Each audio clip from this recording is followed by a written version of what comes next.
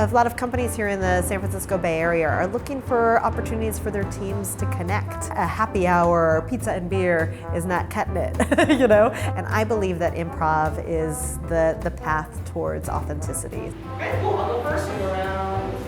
Everybody go, ooh! Yes! Ooh! Everybody go, do-do-do-do! Yes! Do-do-do-do! Everybody go, yes!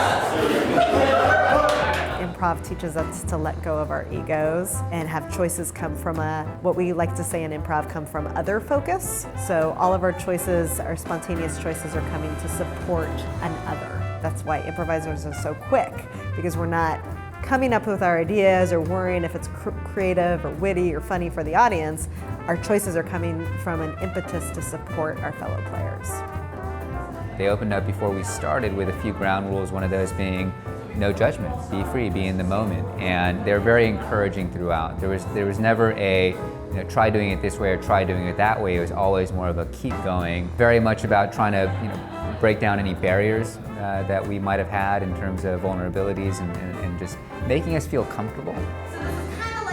And the activities were fun. They were silly, right? We had team building. The second one was communication. And the third one was agility. A lot of times people will see an improv class from the outside and say, oh, you're just playing silly little games, right? But these games require so much skill.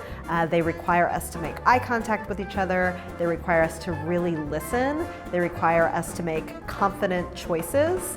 And those choices must be supported by our team at all times. It was definitely a bonding experience. It was fun just being in a different environment with people that you're normally working with in an office environment.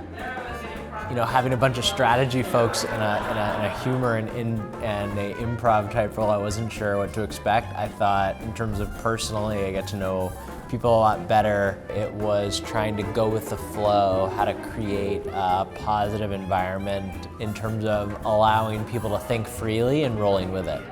Any team that's looking to iterate faster, improve, and encourage ideation, I definitely encourage doing something like this.